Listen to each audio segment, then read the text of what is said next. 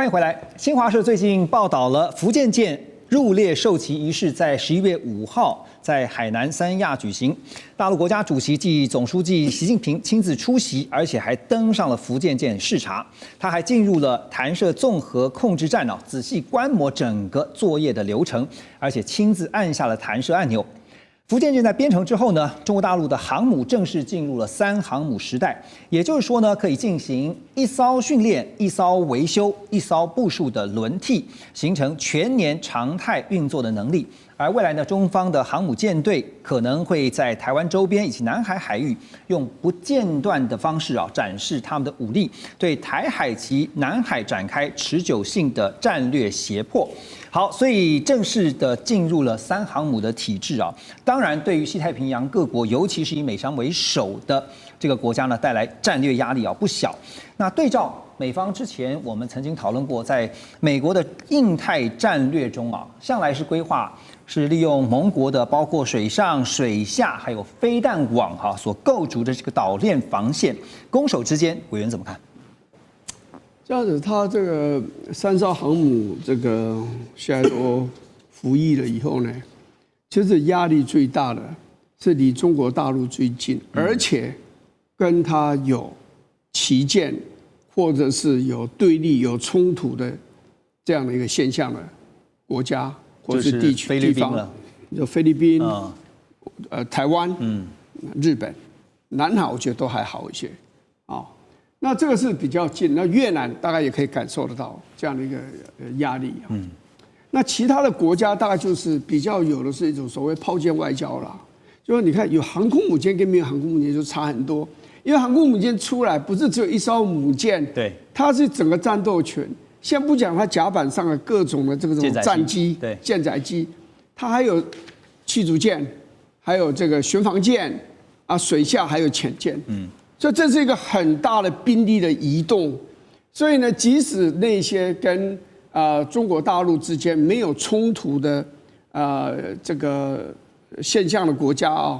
但是他们都会感受到这种压力。所以所谓的炮舰外交，不是真的去打你，用航空母舰、用炮舰去打你，而是让你感受到我的存在。所以航空母舰是最容易提醒那个其他的国家说，这个航空母舰的拥有者，他就在你的旁边，你的感觉会怎么样？譬如说，他如果到澳洲的外海停在那个地方，澳洲的感受就会变得非常压力很大、强烈这样子所以。当然，这个最重要的来讲，追根究底还是跟美国的关系是。虽然它严格讲起来，美国并不是这个区域的国家，我讲的不是在中国大陆周遭的这个国家，它其实真正的它的本土是在1万公里之外的这个美洲，但是这些不管跟台湾，不管跟越南。跟菲律宾、或许还加上越南，尤其跟上日本，如果有所冲突的话，美国是一定会采取行动的。所以最后讲起来，就是你跟美国之间，你造这航空母舰，你的战略的意涵跟美国之间，你会出现什么样的这个战略关系的变化？对，那就讲95、96年飞弹危机的时候，台海飞弹危机，为什么最后可以平顺的解决？很重要一个原因就是当时的国防部长 Perry。建议说，你派一个航空母舰战斗群到台海来，克林顿决定派2个，所以就在这附近就摆了2个航母战斗群，这个危机就结束了。所以中国大陆受到刺激，从那以后他就加速要造航空母舰，那现在造出来了，所以等于说下一次如果台海或是南海或是日本这一带如果发生了军事上的对立的现象，尤其是冲突的话，你美国航空母舰来不来？以前如果中国大陆没有航空母舰，尤其没有3艘航空母舰，美国来的意愿可能会比较强，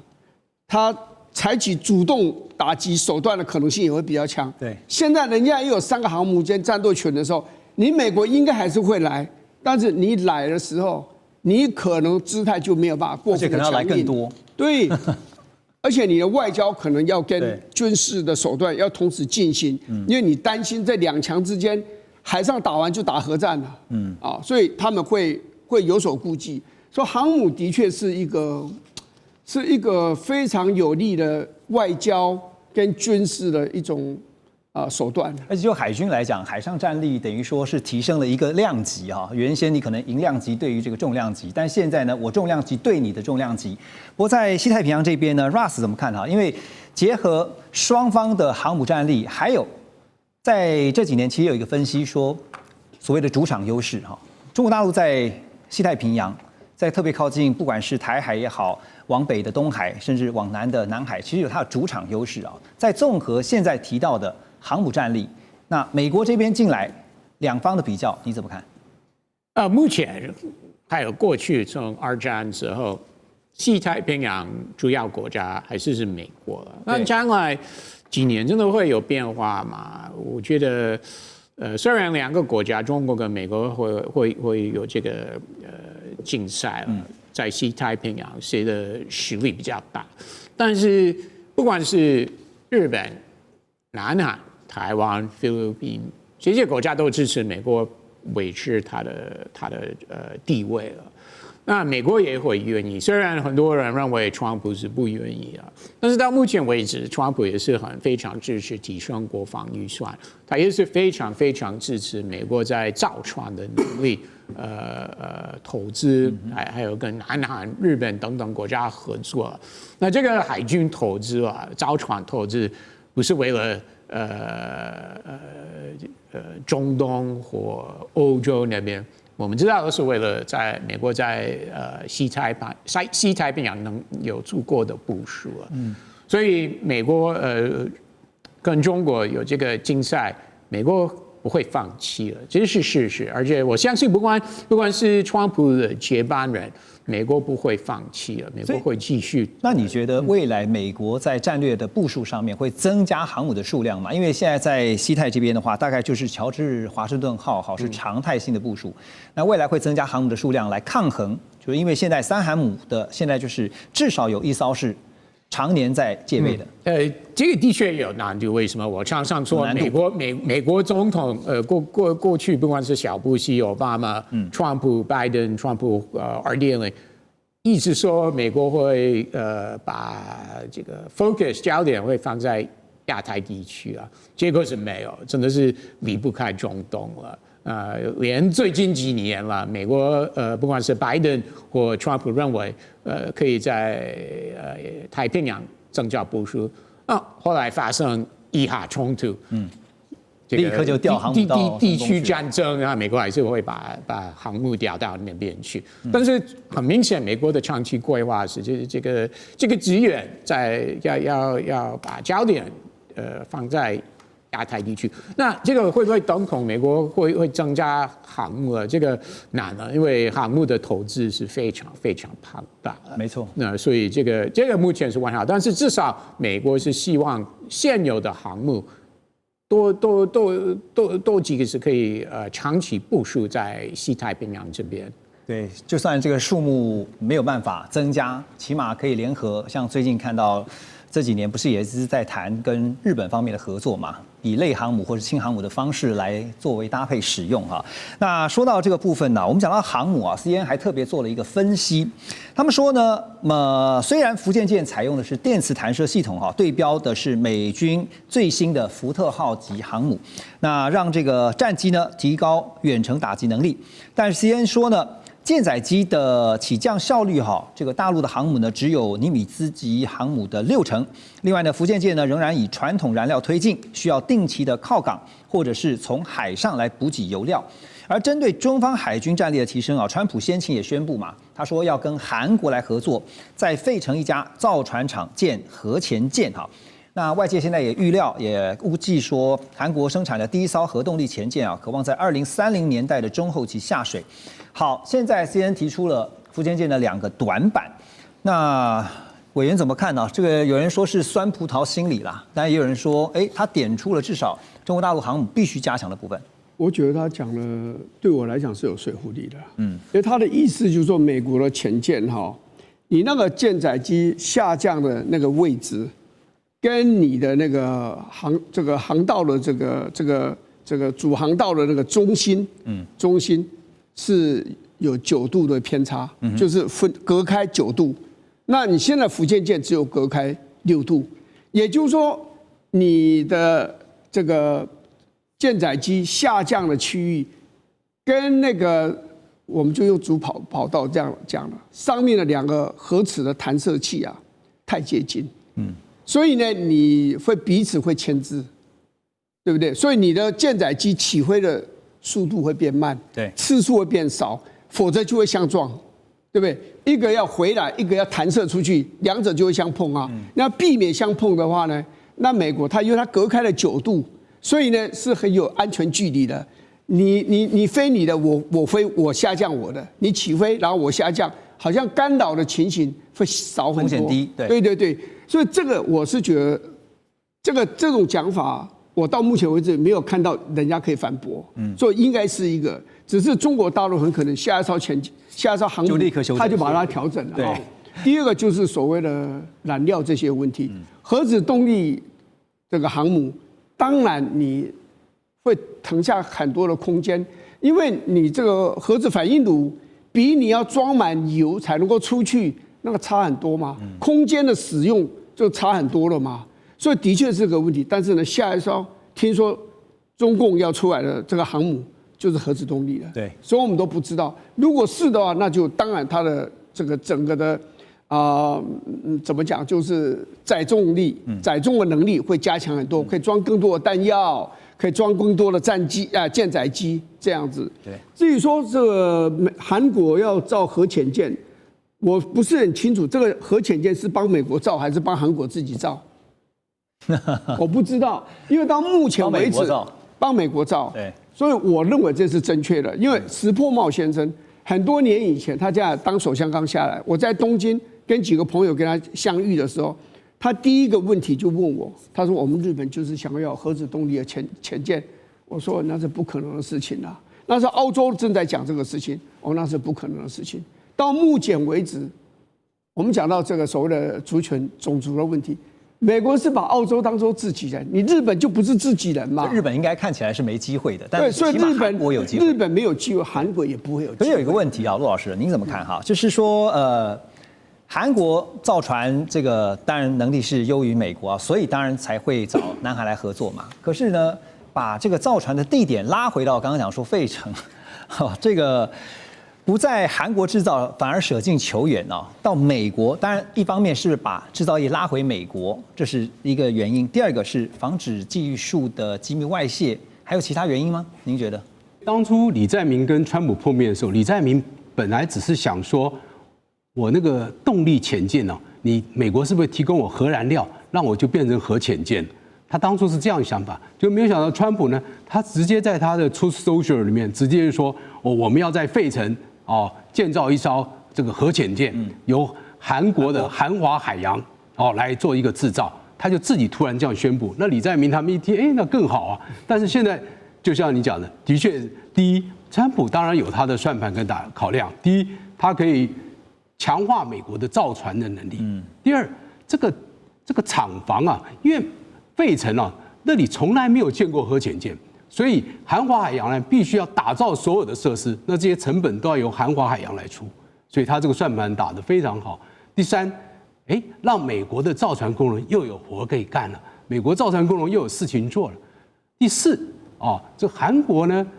美国希望韩国在水下武器方面发挥一大的力量，这是他一个考量。因为过去韩国一直说北韩就快要有了，那我们都还没有。所以美国要协助我们这一块，那美国说好，我来协助你，但是核燃料我不能现在拿给你。美国还不允许南韩有所谓的核子武器，所以他们说，来我们美国费城造。所以当然这个趋势演进下去的话，将来日本早晚也会有，因为韩国有的话，日本没有的话，那日本又会很不开心。当然日本现在也有它的问题，因为日本跟美国在某些军工产业里面有一些竞争关系，所以美国要不要允许它？他们还要多做考量。第二呢，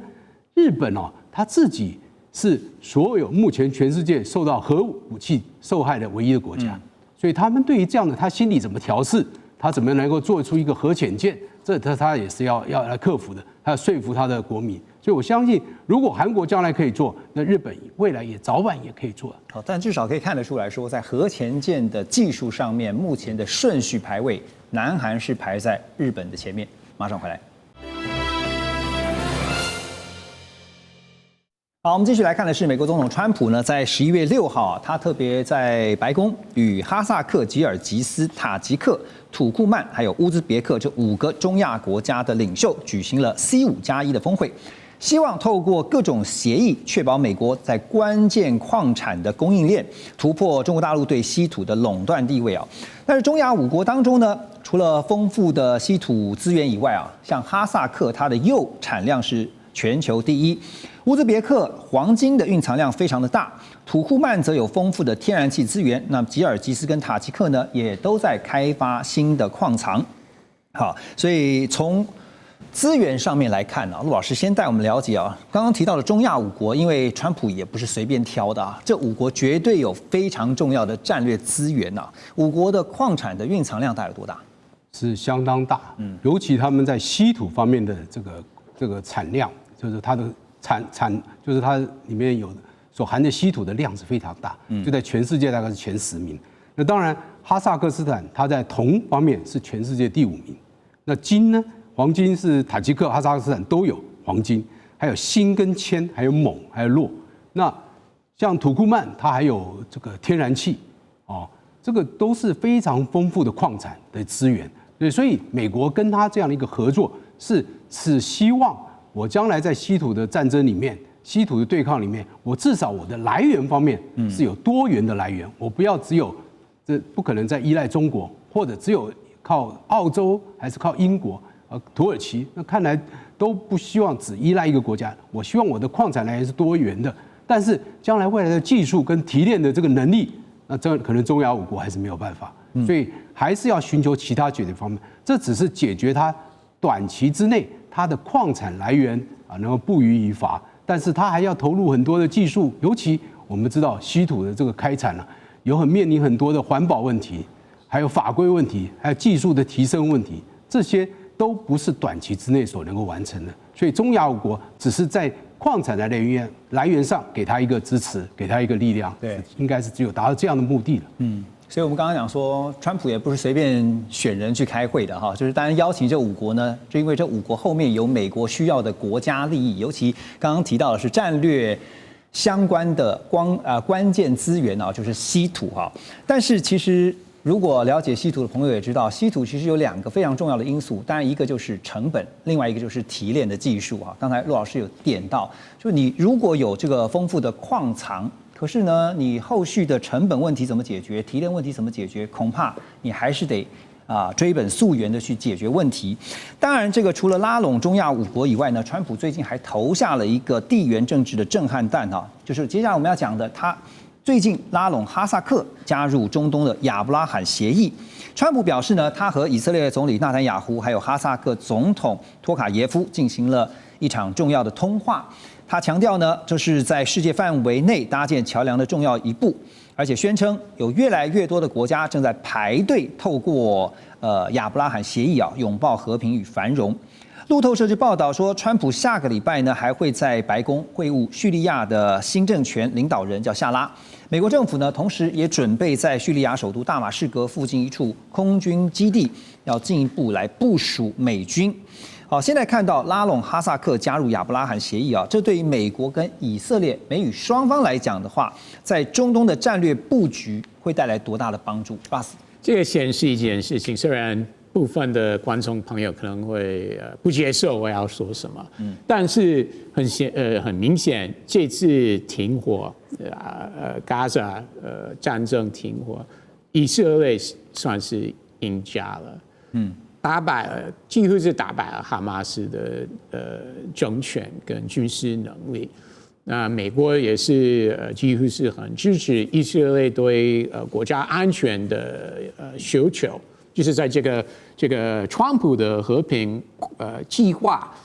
条件之内，几乎都是符合以色列的想法，内塔尼亚胡的想法，美国也没有明显答应以后支持巴勒斯坦可以成立国家了，也是符合以色列的想法。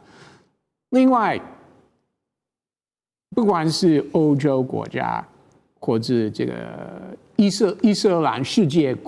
国家，比如说卡扎克斯坦，也愿意跟以色列继续交往，甚至建交，对不对？那以后更多阿拉伯国家也会跟以色列愿意有交往、贸易，甚至加入 Abraham Accords 建交了。所以很多人很难想象，在这个战争的结束之后，以色列的这个不管是战略地位，或者是在经贸方面、科技方面的地位，还是非常非常重要。其他的国家不会以后抵制以色列或什么的，或对以色列怎么样，真的不会。这个是大家都要记得。你觉得就以哈萨克来讲的话，就是说他未来如果考虑加入这个亚伯拉罕协议，好，当然是希望说也能够从以色列这边要到他想要的东西。他可以从以色列得到什么？当然是可以聊到投资、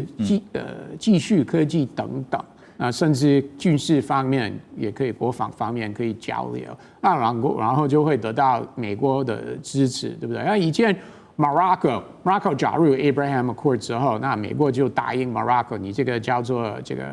目前算是内战地区，叫做 Western Sahara。本来美国的立场是这个地方是要经过当地人跟 Morocco 中央政府的协商，才解决这个问题。那后来美国在川普1.0说，Morocco 你加入 Abraham Accord 之后，那我就认定这个 Western Sahara 是你的属于你的主权。所以其实加入 Abraham Accord 不管是哪一个国家，他们都知道，他们还是可以从美国拿到很多东西了。OK， 那叙利亚驻军这件事情呢？这个是有一点 surprising， 有点惊讶，因为川普在1.0的时候，他一直坚持他要完全从Syria 撤军，因为那个时候美国还是有几千个军人，因为是要跟 ISIS 伊斯兰国家打仗。那个时候他因为这件事情跟国防部长吵架了，对，国防部长时任国防部长就离开了。那川普这次愿意部署的话，规模应该不会很大，而且其实很大的主要的考量，不是因为川普以后想跟谁打战，不是因为要以后跟伊朗或伊拉克等等打战，其实他是为了组织以色列再次攻打 Syria 的内部了。因为过去几个月，以色列已经有很多次动手，因为他们说Syria 在境内还是有运武器给恐怖团体，不管是在 Lebanon 或其他地方 ，Yemen 等等。所以为了维持区域和平，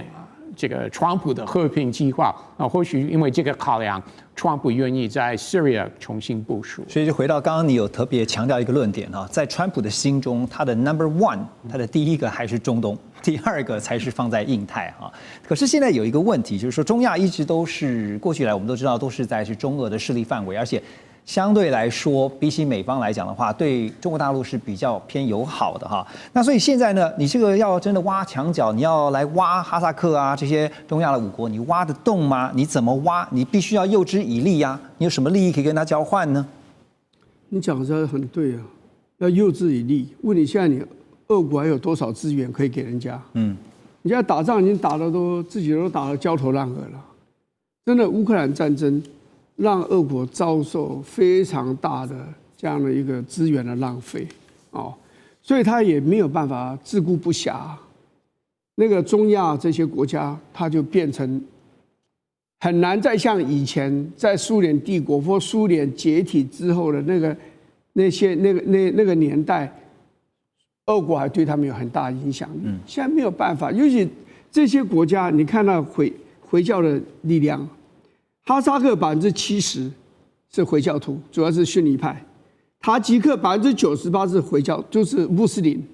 乌兹别克96.5%，土库曼93.3%，吉尔吉斯86.3%，回教。对，所以这个就是美国要下手的原因，就是说，中亚我一下手就可以拿一串起来，因为你们都是回教，你们中间是有宗教的这样一个联系，是穆斯林有联系的，而且又。